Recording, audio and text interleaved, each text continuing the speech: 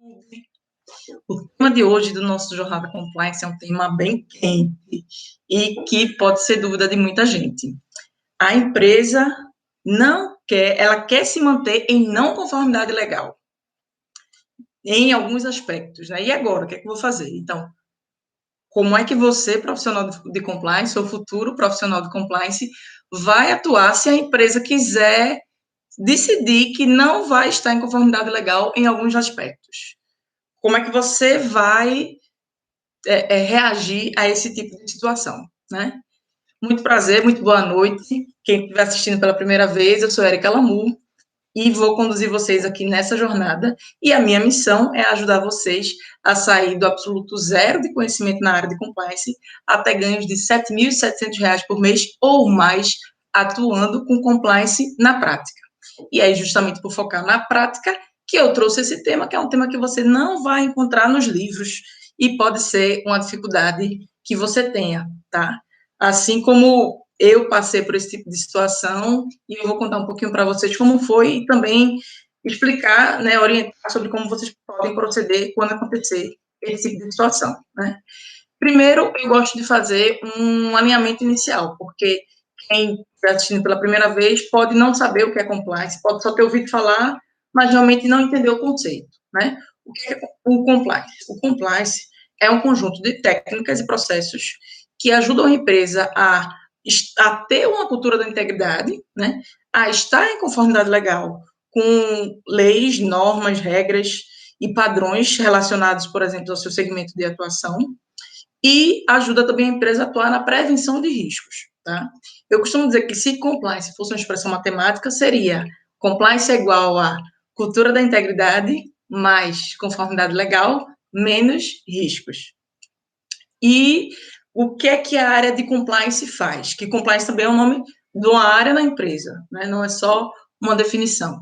Então, a área de compliance ela é responsável por implantar o programa de integridade na empresa. Se você quiser saber mais um pouquinho sobre o programa de integridade, tem uma série que eu já gravei no YouTube, tem no GTV também, que fala sobre os 10 pilares do programa de integridade, tá? Então, se a empresa ela não quer estar em conformidade legal, ela decidiu que, para alguns aspectos, ela não quer estar como manda a lei, né?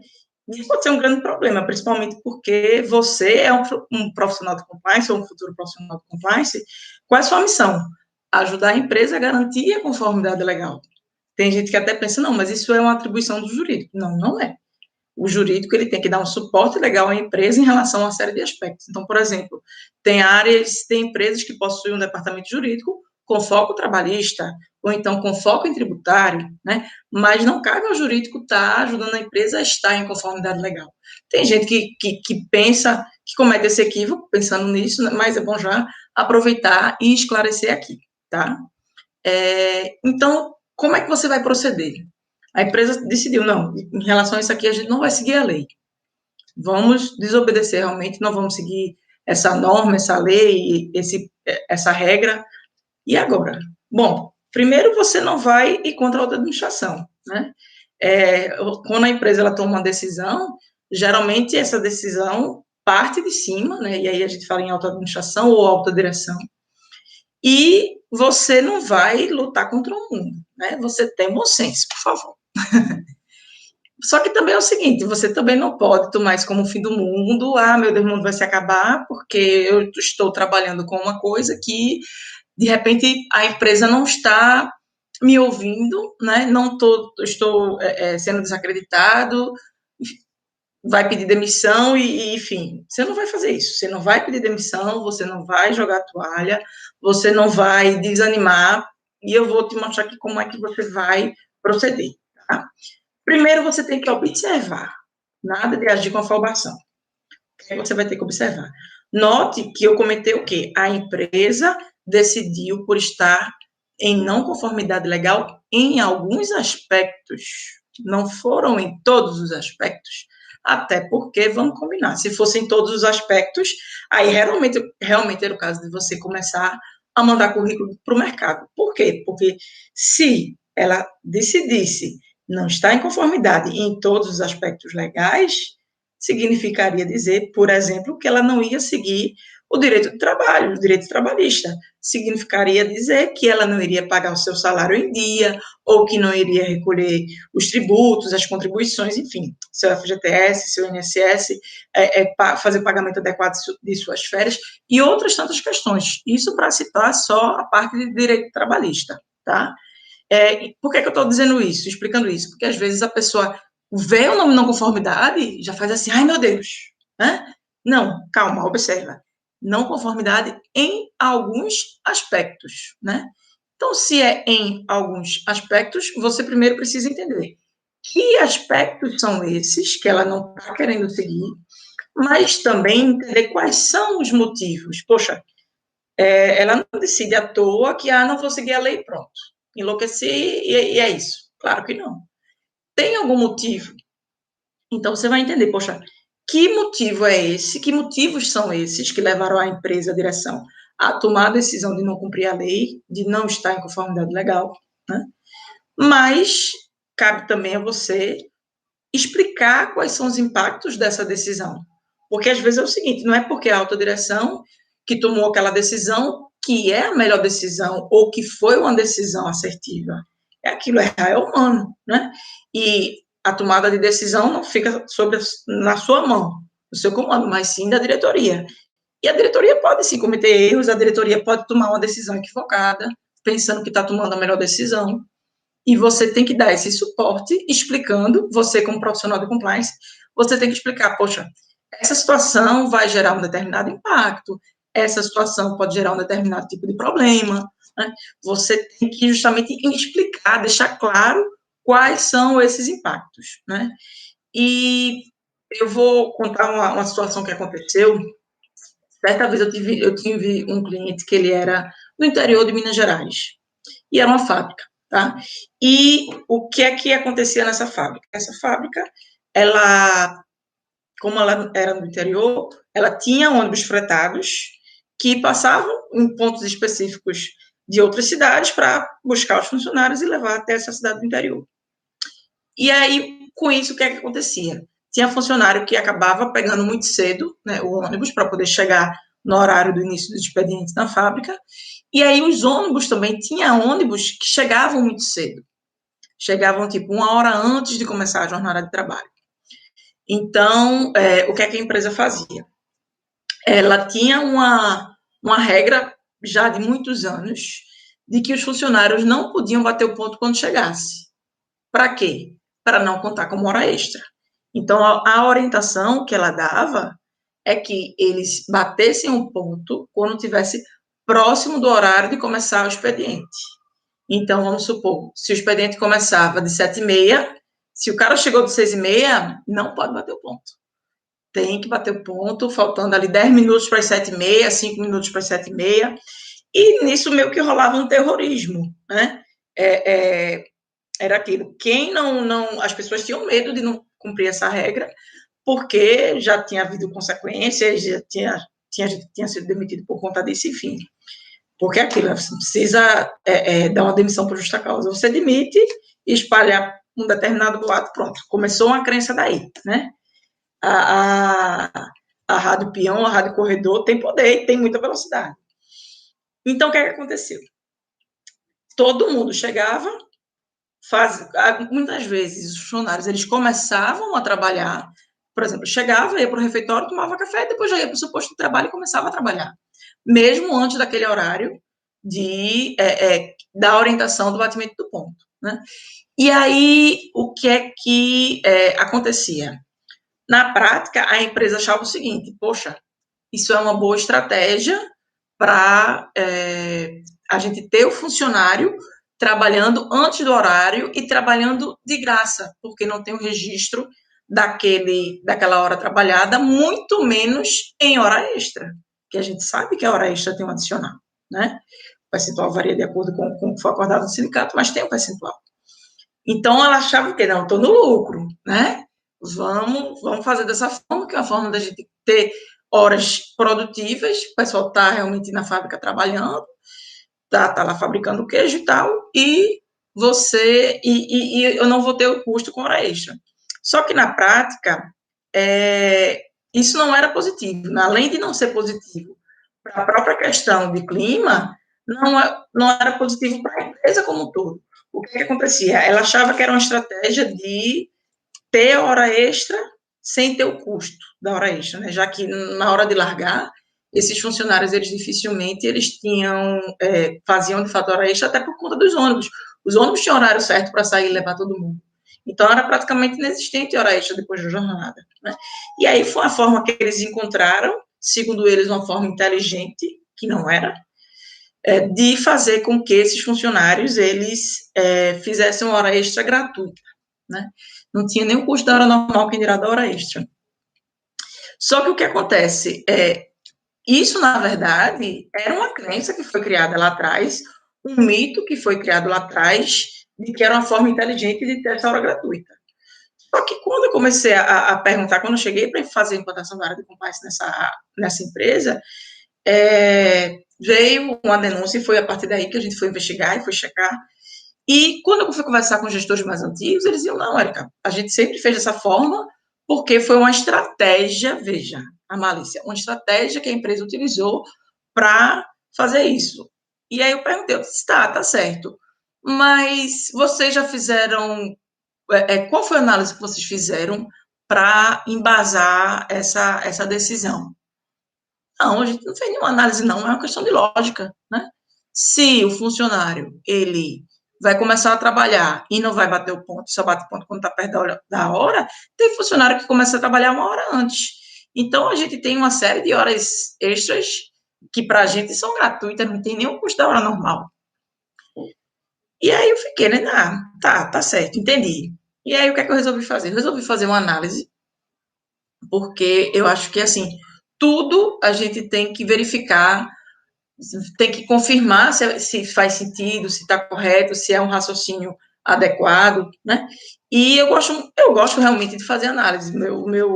A minha origem é de áreas financeiro, planejamento, onde a gente atualmente fazia análise. Então, eu gosto de realmente confirmar se aquilo faz sentido ou se não faz. Então, eu resolvi fazer uma análise, peguei alguns dados em relação ao batimento do ponto e horários com o DP, com o Departamento do Pessoal, e também peguei algumas informações relacionadas ao passivo trabalhista com o jurídico. O que é passivo trabalhista? É o custo que a empresa tem com aquelas causas os processos trabalhistas, né? Quando o funcionário coloca a empresa na justiça, a empresa tem que pagar uma indenização, tem que pagar uma multa, seja o que for, tem que fazer algum tipo de pagamento, aquilo ali é considerado um passivo trabalhista, tá? Então, eu peguei essas informações, né, e consegui verificar que, na verdade, o passivo trabalhista, ele tinha um custo maior do que se a empresa trabalhasse de forma correta. Ou seja, se a empresa fizesse a coisa certa e mandasse os funcionários realmente baterem o ponto na hora que eles vão começar a trabalhar, né, independente de qual seja a hora, se, tipo, desceu do ônibus, começou a trabalhar, bate o ponto.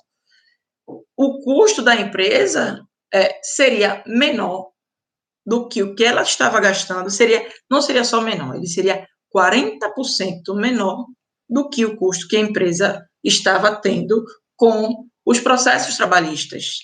Só que aquilo, ninguém colocou na ponta do lápis, ninguém fez essa análise, né? E aí a empresa achava que era uma boa estratégia, que estava fazendo a coisa certa, que era meio que uma jogada de mestre, quando na verdade não era.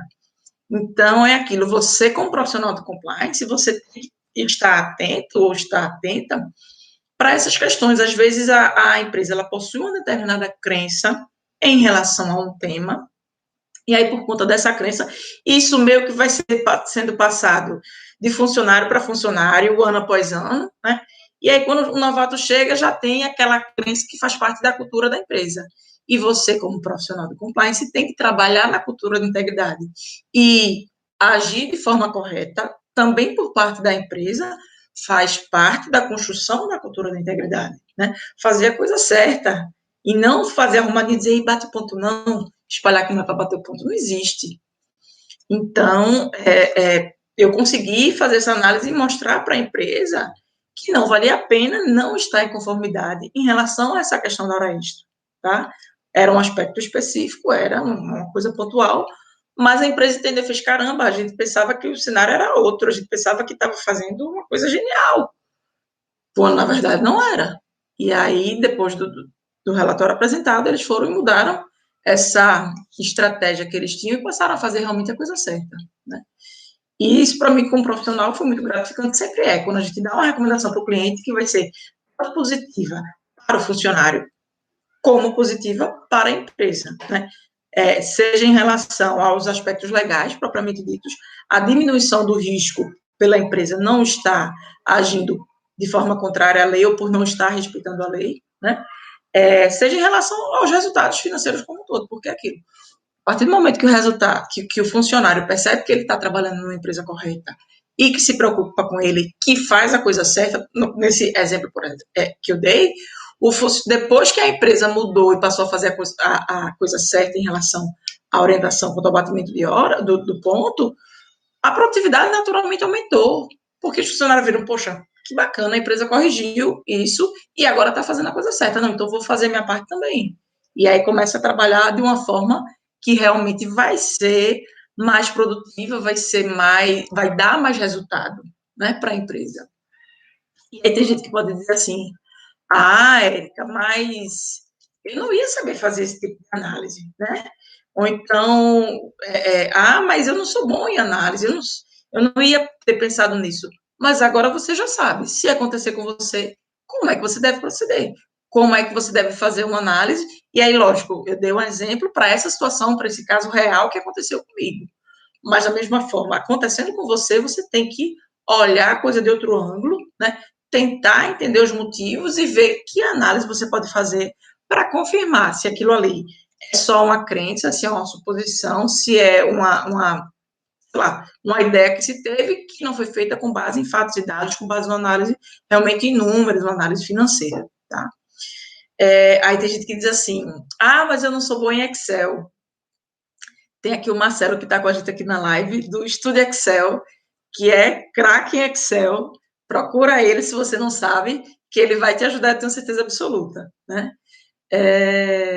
Porque é o seguinte, você pode não ser bom em Excel, você pode não ser bom em cálculo, você pode não ser bom em análise, né? O que você não pode é se dar por vencido, desistir, se dar por vencida, dizer assim, mas, poxa, se a empresa não quer, eu vou ficar fazendo o quê? Botar murro em ponta de faca, né? Não, eu vou colocar na minha lista de fragilidades e ponto.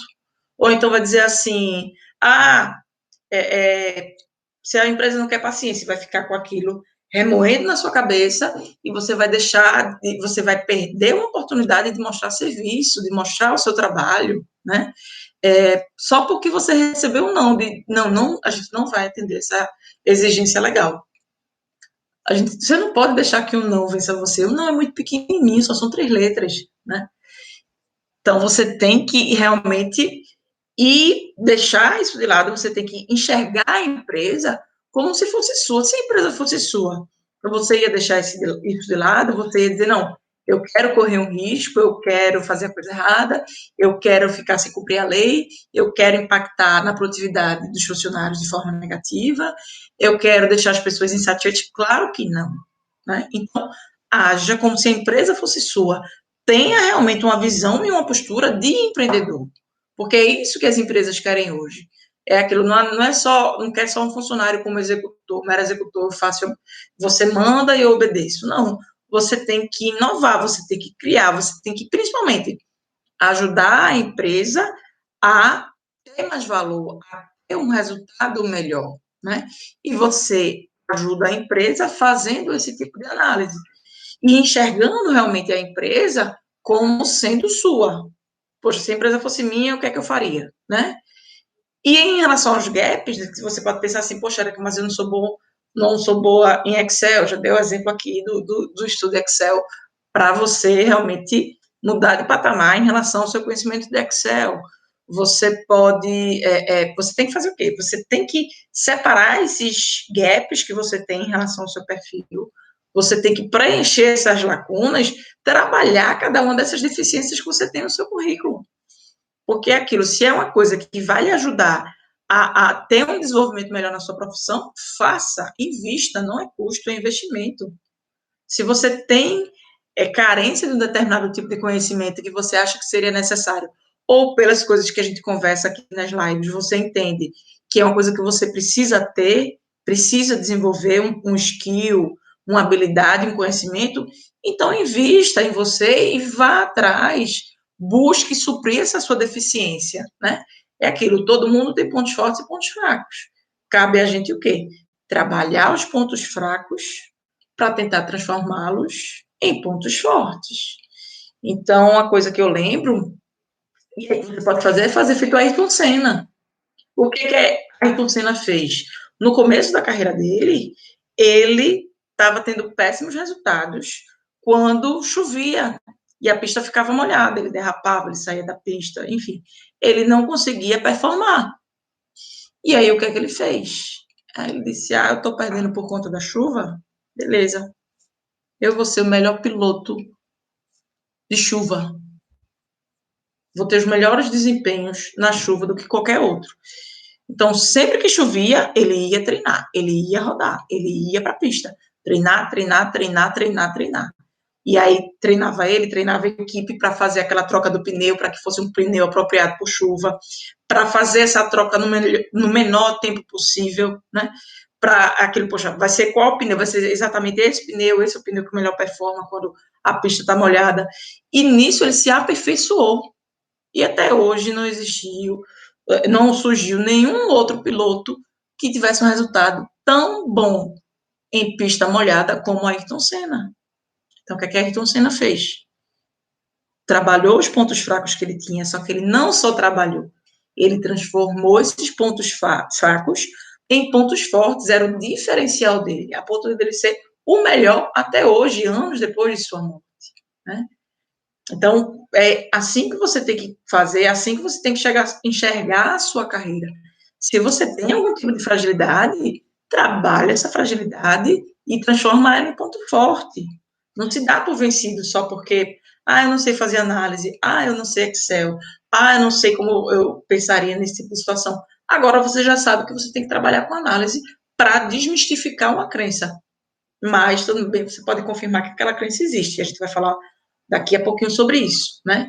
Eu falei de Ayrton Senna, enquanto eu estava explicando aqui para vocês, eu me lembrei também de uma situação que aconteceu com Bernardinho. Eu não vou lembrar exatamente qual era o país, mas eu lembro que eu assisti uma palestra dele, onde ele dizia o seguinte: ele disse que teve uma determinada situação, onde eles foram fazer um campeonato em algum país que era muito frio. E aí eles chegaram num domingo, né? Nesse país, e a quadra para eles treinarem só estaria disponível na segunda-feira. E aí a quadra aquecida, tudo bonitinho, tudo certo. Só que estava tão frio que os shoppings daquela cidade, o shopping daquela cidade fechou. O shopping fechou, e aí o que foi que ele fez? Ele não tinha onde treinar, porque quem sabe um pouquinho da história de Bernardinho, do vôlei, ele é obcecado por treinamento, né? Então, ele conseguiu autorização, os contatos dele conseguiu autorização para levar a equipe dele de vôlei masculino para treinar no estacionamento do shopping. Era um lugar aberto, era um lugar amplo, com espaço, e os jogadores jogaram lá com frio, porque aquilo era uma adversidade para eles, aquele clima frio, né? E, ao mesmo tempo, eles não podiam deixar de treinar. Então, levou o pessoal para treinar no estacionamento frio. Então, é aquilo, você tem que fazer... trabalhar o seu ponto forte, para que seu ponto fraco, para que ele seja o seu ponto forte. Você tem que aproveitar as adversidades que surgem para se fortalecer com essas adversidades. Você não pode só chegar e dizer: tá frio, a quadra só vai abrir amanhã, a pista tá molhada, eu não sei fazer análise, eu não sei Excel. Percebe? É aquilo, tudo vai depender da forma como você encara a situação, né? É que você não pode se dar por vencido, você tem que ir atrás, você tem que correr, você tem que batalhar. Sempre tem oportunidade para você mostrar o seu serviço. Aproveite todas as oportunidades que surgem para mostrar realmente um bom trabalho, né? E aí, como é que você deve fazer, além dessas situações que eu citei para você, essa macro opção, vamos dizer assim, de como você lidar com esse tipo de situação, né? Algumas outras dicas eu gosto de trazer porque aquilo, várias coisas sempre podem ser feitas, nunca é uma solução só, nunca é uma alternativa só, tá? Então, primeiro, o que é que você tem que fazer? Primeira coisa, primeira dica, você precisa entender qual é o motivo, comentei isso lá no começo, qual é o motivo pelo qual a empresa decidiu que não ia seguir aquela exigência legal. Por que ela não quer exigir? Porque ela decidiu, não, vamos estar em não conformidade, que é melhor. Depois, você tem que verificar, segunda dica, verifique se esse motivo que a empresa lhe deu, se é um motivo que está baseado em algum tipo de crença, né? Ou se foi feito algum tipo de análise que serviu de base para essa tomada de decisão por parte da diretoria. Uma terceira dica, caso você identifique que realmente aquela decisão foi tomada, né? Não foi tomada com base em uma análise, mas sim com base numa crença, você precisa fazer o quê? Você precisa, e aí a terceira dica, você precisa fazer uma análise para ver se essa crença tem algum tipo de fundamento, ou se realmente é só um mito, uma crença, algo que precisa ser desconstruído, tá? E aí, você, com os dados, com a análise dos fatos e dos dados, você vai conseguir ou desconstruir aquela crença, ou entender que não é uma crença, que aquela decisão foi baseada realmente em alguma coisa que faz sentido, né? Que os números dizem que faz sentido, pelo menos sob o ponto de vista realmente numérico, né, que eu vou explicar um pouquinho isso, se faz, foi uma coisa que fez sentido para a empresa, tem algum tipo de fundamento, tá? Não estou dizendo que é melhor uma coisa boa se fazer ou algo que tem que se fazer, mas tem algum fundamento, não foi uma coisa assim pensada, né? Quarta dica. Então, se você fez a análise e verificou que aquilo ali é uma coisa infundada, que realmente os dados não contribuem, não levam àquela conclusão de não seguir aquela lei, de estar em não conformidade, é uma coisa certa a se fazer, você tem que fazer o quê? Você tem que fazer uma apresentação, onde nessa apresentação você vai acabar com essa crença, você vai desmistificar essa situação que a empresa acredita que é uma coisa boa a ser feita, né? Foi o que eu fiz lá no caso do cliente lá do interior de Minas. A partir do momento que eu fiz a análise, constatei que era 40% mais caro não seguir a lei do que seguir, eu coloquei isso na apresentação para o meu cliente, bem linda, bonitinha, e mostrei por A mais B que não compensava. E aí eles foram e reviram a decisão e passaram a fazer a coisa certa. E são meus clientes até hoje. É aquilo, tudo depende da forma como você fala. Você pode dar um não de uma forma educada, de uma forma sutil, explicando o porquê desse não. Nesse caso, foi uma não, deu uma recomendação, parecer, para que isso não fosse feito, mas com base numa análise feita a partir de fatos e dados, né, com os fatos e dados coletados junto ao departamento do pessoal e junto ao departamento jurídico, tá? Quinta dica, né? Se você fez essa análise e confirmou que realmente para a empresa faz algum sentido, ou seja, que não era só uma crença, você tem que registrar o seu entendimento de que, apesar daquela análise, você entende que a empresa deve cumprir a lei por conta do motivo que essa não conformidade pode ser prejudicial em relação ao aspecto A, B, C, D, E. E aí você vai colocar as suas justificativas, né? Seja porque pode trazer, é uma ação que pode trazer danos à imagem da empresa, seja porque aquela decisão pode implicar num futuro passível trabalhista, né? Se for esse o caso. Enfim, essa dica é justamente para quê? Para que você deixe uma recomendação, né?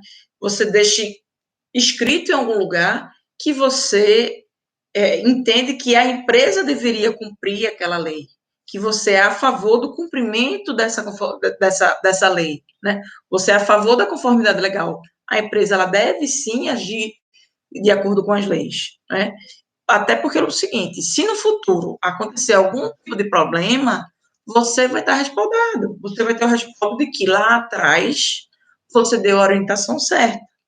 você deu a orientação adequada, que era justamente o quê? Para que a empresa cumprisse a lei, para que a empresa estivesse em conformidade legal, ou seja, agisse de acordo com a lei, como manda a lei, norma, regra do setor, tá?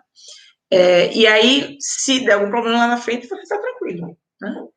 E aí, você precisa fazer o quê? Lembrar de deixar isso registrado. Porque, às vezes, a gente diz, eu vou falar isso na reunião. Fale, mas escreva também. Eu costumo dizer que a gente, quando manda um e-mail, a gente tem que ir em anexo, né? Então, formalize e depois explique, crie um momento onde você consiga explicar o que está escrito ali, né? Até porque e-mail não tem tom de voz. Então, quem lê o e-mail pode tomar aquilo como uma crítica, pode tomar como pessoal, quando na verdade não é. Você está simplesmente dando uma orientação para que a empresa faça o que é certo, né? Então, registra, mesmo que por e-mail, tem outras formas de registrar também, claro.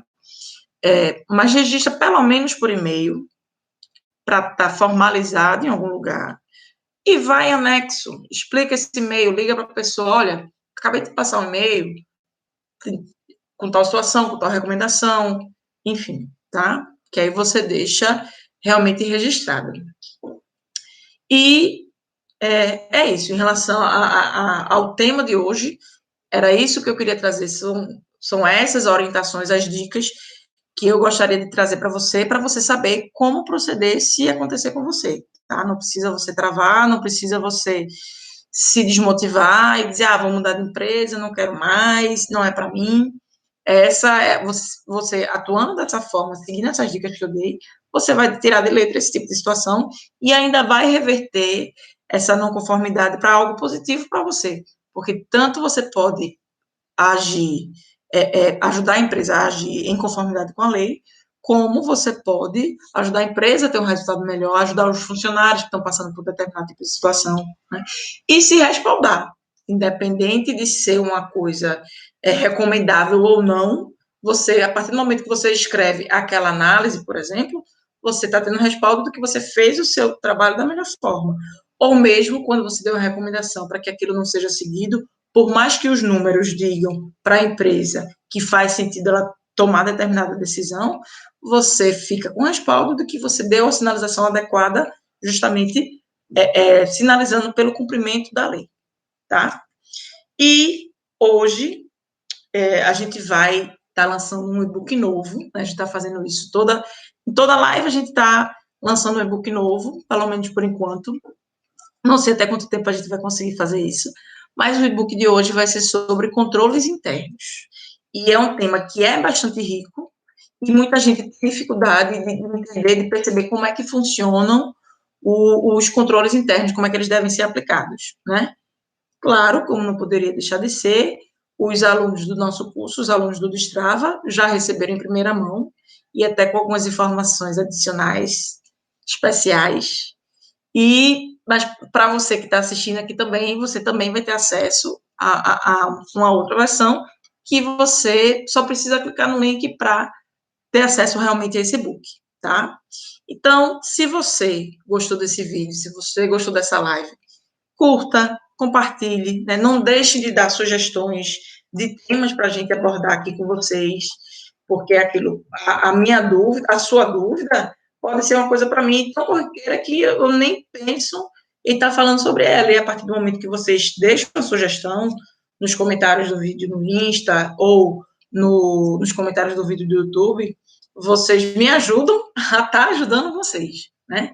Para quem tiver entrado há pouco tempo nessa live, né? Esse foi mais um episódio de Jornada Compliance. Eu sou Érica Lamulo e minha missão é ajudar você a sair do absoluto zero de conhecimento na área de compliance até ganhos de R$ 7.700 por mês ou mais, que vão te dar um ganho anual de R$ 100 mil anuais, tá? Atuando realmente nessa área de compliance com a prática, não extrapolando justamente a questão da teoria, porque é aquilo, a gente traz temas, traz situações que não estão escritas nos livros, né?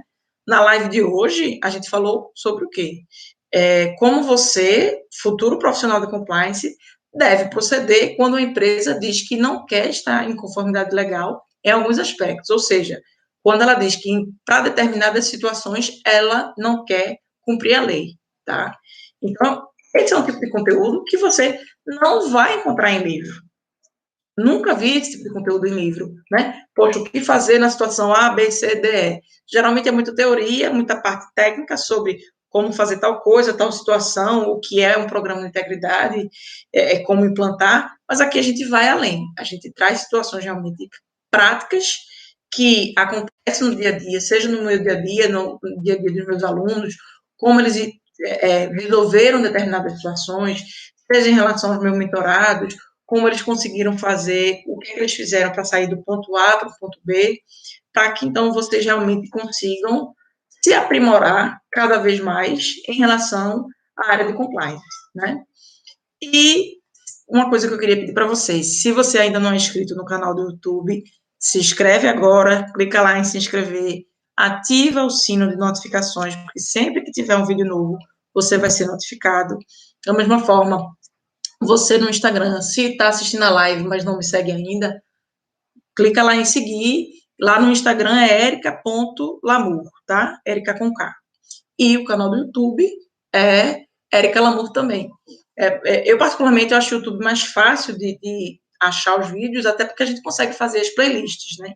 Mas o Insta, por sua vez, a gente acaba trazendo outros conteúdos que a gente não consegue colocar no YouTube. Então, é interessante que vocês sigam essas duas redes para estarem recebendo realmente conteúdo diário que a gente coloca nessas redes sociais, tá? Então, é isso. É muito conteúdo para uma área que é apaixonante, a área de compliance. É uma área que é extremamente rica em detalhes, em conhecimentos e coisas novas. E é muito carente de pessoal.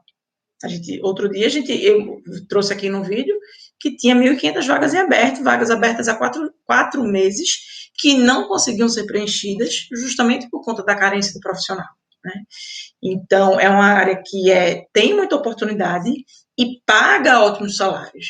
Então, lembrando, a gente passou a fazer, acho que essa é a segunda semana, se não me engano, talvez terceira, que a gente passou a fazer live 3 vezes por semana, sempre às 7 da noite, às segundas, quartas e sextas, tá?